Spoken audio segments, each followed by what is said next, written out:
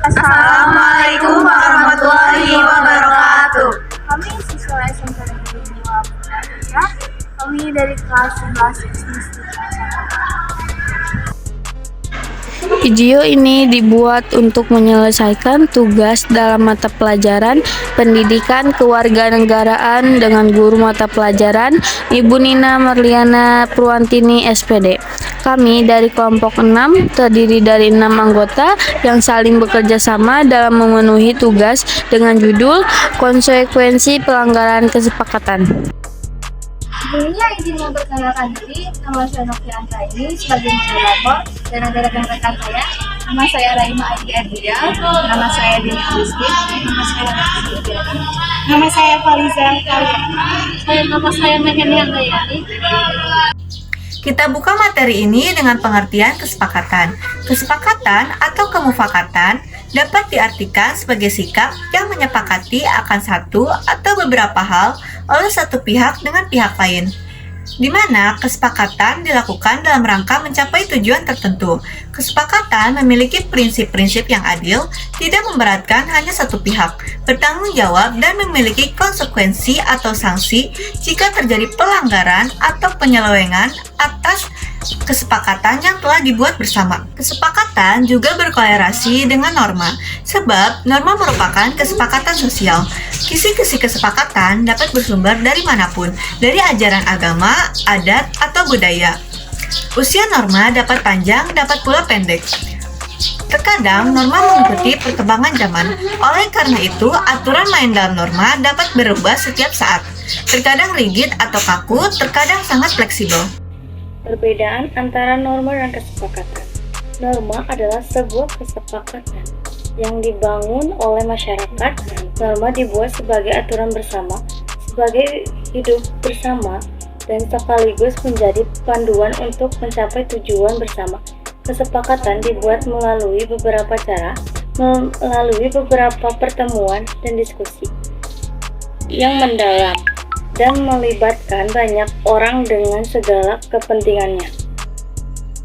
Sebagai sebuah kesepakatan, norma dibuat untuk dijalankan, bukan untuk dilanggar. Siapapun anggota masyarakat yang tercakup dalam wilayah geografis ataupun non-geografis norma harus melaksanakan kesepakatan yang dirumuskan dalam bentuk norma, baik tertulis maupun tidak tertulis. Itulah mengapa norma harus dibuat sebagai cermin dari kehendak bersama. Sebagai refleksi akhir dari berbagai pertimbangan yang melibatkan berbagai tokoh masyarakat dari agamawan, ahli hukum, pemegang adat istiadat, dan ahli moral.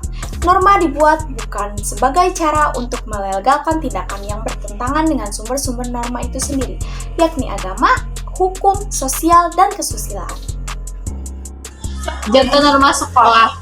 Norma disepakati oleh berbagai pihak dari manajemen sekolah, guru, orang tua, peserta didik, hingga masyarakat. Norma hendak disusun dengan melibatkan berbagai pihak secara demokratis. Mereka bersama-sama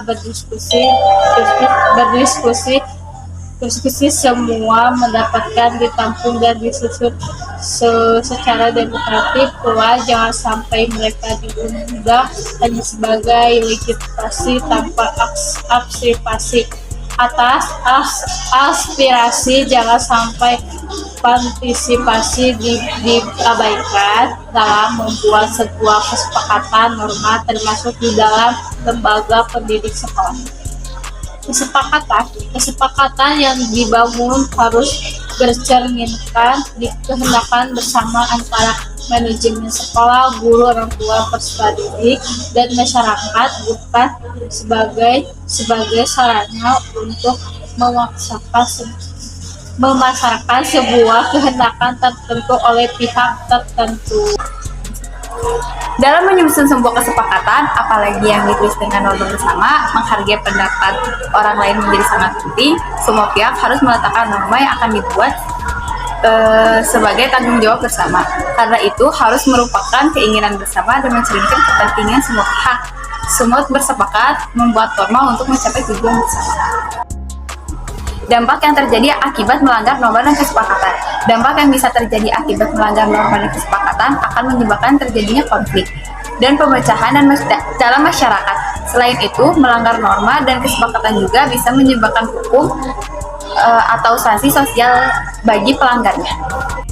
Cara mempertahankan norma-norma yang ada di Indonesia yaitu membiasakan mengamalkan norma dalam berperilaku sehari-hari dan mengajak orang lain untuk mematuhi norma dan menasihati kepada orang yang melanggar norma. Adapun kesimpulannya yaitu norma adalah kesepakatan yang dibangun oleh masyarakat. Norma dibuat sebagai aturan bersama dan cara hidup bersama. Jika norma yang seharusnya mampu ditaati atau diamalkan oleh seluruh masyarakat, sebab apabila masyarakat mampu mengamalkan norma-norma tersebut, maka dalam kehidupan bermasyarakat akan lebih aman, tentram, dan sejahtera. Secara tidak langsung, ini juga mengurangi kriminalitas di masyarakat sekitar, meningkatkan keamanan dan kesejahteraan masyarakat. Kelompok kami, mohon maaf apabila ada salah kata. Wassalamualaikum warahmatullahi wabarakatuh.